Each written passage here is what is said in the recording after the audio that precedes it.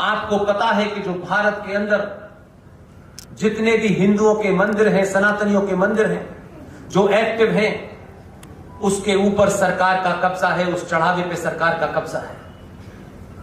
ये लड़ाई कभी किसी हिंदू ने लड़ी नहीं लड़ी, तो क्या लोगों में चेतना जगाने की कोशिश की कि 10-20 पागल पैदा हो जाएं, जगह जगह चिल्लाएं? उनने भी चुप्पी साधी रखी। सिर्फ वैष्णो देवी जहां आप सब लोग जाते हैं, पूरे 1 साल का 520 करोड़ रुपया सरकार उठा के ले जाती है। देवस्थानम बोर्ड तिरुपति 1300 करोड़ रुपया सरकार उठा के ले जाती है, मेरे दान के पैसे को। अगर मेरे पैसे को सरकार लेती है तो कम से कम मेरे काम में वो पैसा लगा है। इसलिए जिन लोगों के पेट में दर्द हो रहा है, जो ये चिल्ला रहे हैं कि 349 करोड़ रुपया बनारस में बाबा विश्वनाथ के मंदिर के कॉरिडोर में लग गया है, हमारे पूरे मंदिर जो 1 लाख से ऊपर हैं, उनके चढ़ावे के सामने ये 1% है। इसलिए अगर वहां हजारों करोड़ रुपया लग करके भी, उस कॉरिडोर को बना करके भी बाबा विश्वनाथ के ऊपर से उस आताताई औरंगजेब की छाया को अगर समाप्त किया जाता है, तो पूरे राष्ट्र को उसका साथ देना चाहिए।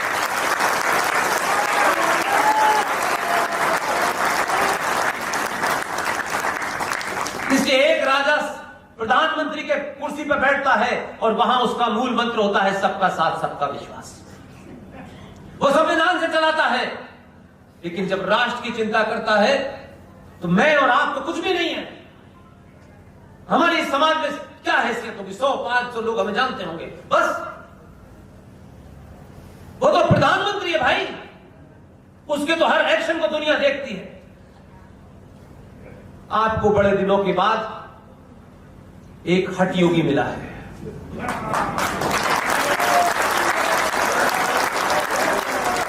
मैं कोई बात आपसे भावनात्मक नहीं करता। उसने ये पहले दिन से चिंता नहीं की कि मेरे बारे में कोई राय क्या बनाएगा।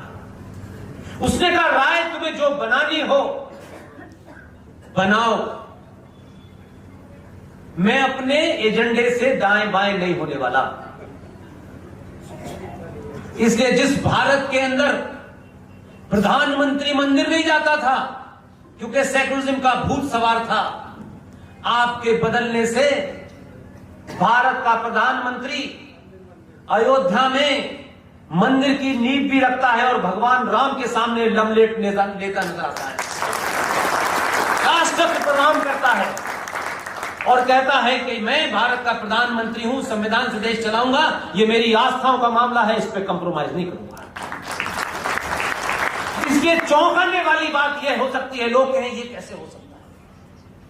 ये पहले भी होता था, आज भी हो रहा है, अब होना शुरू हुआ है।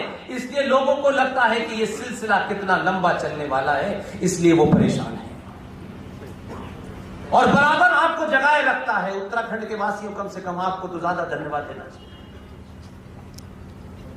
वहां उत्तर प्रदेश से चलता है, उसे लगता है कि कुछ लोग अभी नहीं जगे तो केदारनाथ में आके बैठ जाता है, फिर दोबारा दिखाता है मैं हूं प्रधानमंत्री, हूं भारत राष्ट्र का। इस राष्ट्र के प्रति मेरी जिम्मेदारी है।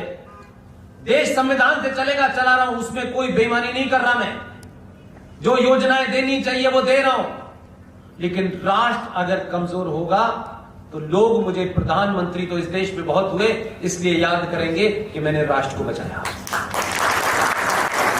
इसलिए तिलक लगा करके 4-4, 5-5 घंटे पूजा करना ये सेकुलरिज्म के खिलाफ नहीं है, ये उसकी अपनी पहचान है और यही राष्ट्र की पहचान है।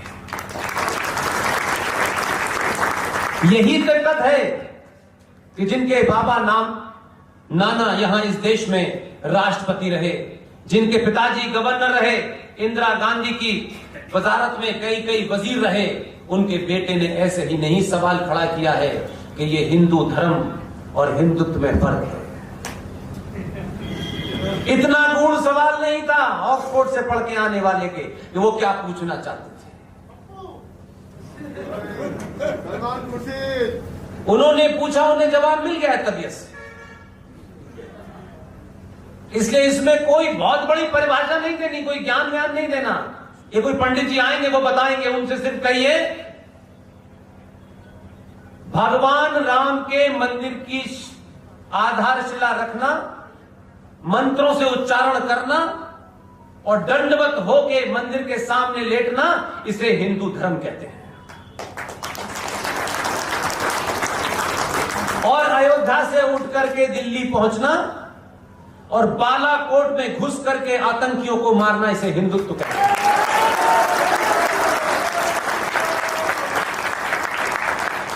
सलमान खुशी से पलट के सवाल पूछिए, हमको हिंदू धर्म की परिभाषा न बताएं।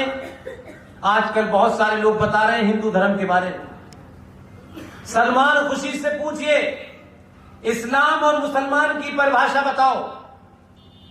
कौन से इस्लाम की तुम बात कर रहे हो? जिस इस्लाम के तहत प्रॉफिट मोहम्मद के दामाद इमाम अली की हत्या मस्जिद में सुबह फजर की नमाज के वक्त की गई, जिस इस्लाम के मानने वालों ने प्रॉफिट मोहम्मद की बेटी बीबी फातिमा के घर में आग लगाकर दरवाजे के नीचे जला के मार दिया, जिस इस्लाम के अंदर प्रॉफिट मोहम्मद के नवासों को करबला के मैदान में भूखा प्यासा रखा और उनकी हत्या कर दी गई, तुम बताओ कि कौन सा इस्लाम है और कौन सा मुसलमान है? पहले ये तय करो। हमको मालूम है हिंदुत्व क्या है और हिंदू धर्म क्या है। बताओ, प्रॉफिट मोहम्मद के खानदान, अली के खानदान के लोग, हसन हुसैन के खानदान के लोगों की औरतों की शाम की गलियों में उनको नंगा घुमा करके नेजों पे उनकी गर्दनें लटका करके चलने वाला इस्लाम है? अली का इस्लाम है? अबू बकर का इस्लाम है? कौन सा इस्लाम है?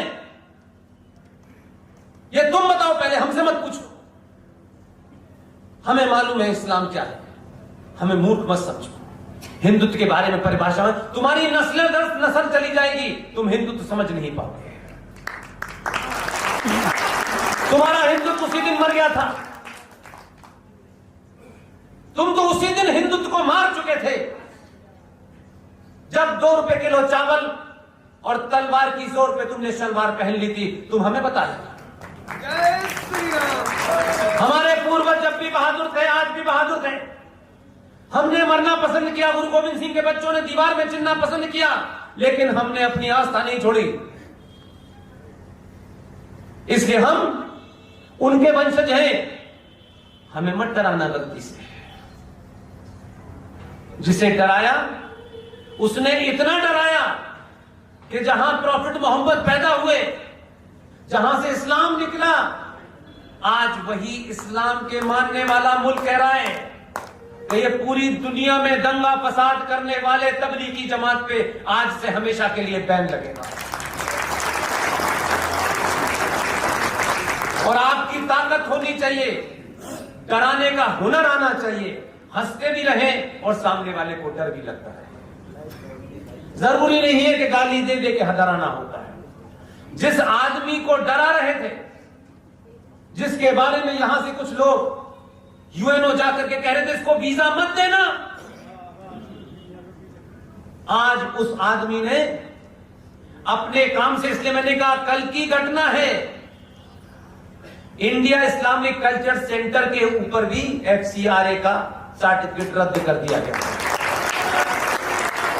खबरें तो कम से कम अपने मतलब की पढ़ा करो यार, अपने मतलब की तो पढ़ा करो यार।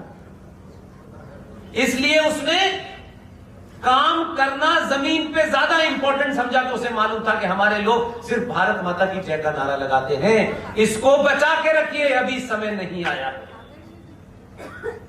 यही कारण है उसके डरने से। ये देश का पहला ऐसा प्रधानमंत्री है, सत्ता में आने से पहले इसका एक ही तगमा था कि जिनका पजामा ऊपर था उनसे का नीचे करके पहन लो इसे। और ये जो गोल्ड टोपी तुम दुनिया को पहना रहे हो, मैं तुम्हें पहना दूंगा, मुझे मत पहनाना। उसका यही तगमा था, दुनिया उसे इसी से जानती थी। ये विकास वीर सिंह नाम के आदमी से नहीं जानते थे। विकास विकास तो सदियों से हो रहा है, बहुत दिन से हो रहा है।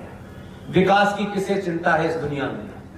आप जिस दिन सनातनी हो जाएंगे, विकास पीछे पीछे भागेगा आपके। इसलिए उसी आदमी को कई सेकुलर प्रधानमंत्री आए, एक पुर्तगाल गए थे 1995 में। वहां कुछ गुजरातियों ने एक छोटा सा मंदिर बनाया, उनसे कहा कि सर आप इसका इनॉग्रेशन कर दीजिए, कि पुर्तगाल का प्रेसिडेंट वहां मौजूद था। उन्होंने कहा नहीं नहीं नहीं, मैं सेकुलर स्टेट का प्रधानमंत्री नहीं करूंगा। 95 से 2014 का बदलाव देखिए, जिसके दामन पे ये दाग था कि ये 2002 का हीरो है। उसने कुछ नहीं कहा, उसने अपनी पहचान पे शर्म नहीं की और आपको ये बाध्य कर दिया कि ये बार बार होता रहना चाहिए। और आपको जब ये लगा कि ये कुछ वो कर रहा है जो आज से 100 साल पहले होना चाहिए था, आपने बड़े मुश्किल से अपने हीरोज की शक्लें बदली हैं। क्योंकि आपके पास हीरोज तो सुभाष चंद्र बोस भी था, उस वक्त तिलक भी थे, उस वक्त पटेल भी थे, लेकिन आपने किसी कायर डरपोक को अपना राष्ट्रपिता चुन लिया। लोगों को लगा कि ये तो ऐसे ही लोगों को अपना हीरो मानते हैं। जिस दिन आपने अपना हीरो बदला, इस्लामिक जगत के 6 राष्ट्रों ने इस्लामिक जगत के सबसे बड़े पुरस्कार से नरेंद्र मोदी से कहा आप ही इसके हकदार हैं, और ये एहसास कराया कि इस्लाम के नाम पे हिंदुस्तान में जो मुसलमान फ्रॉड फैला रहे हैं, तुम 2002 लगातार करते रहना, ये पुरस्कार लेते रहना। इसलिए कोई चुनौती इस दुनिया में ऐसी नहीं है जो सनातनियों को कमजोर कर सके, डरा सके। मेरी आपसे विनती है, आपकी जात, आपका इलाका, छोटे बड़े, मुझ में कोई 1% भी नहीं है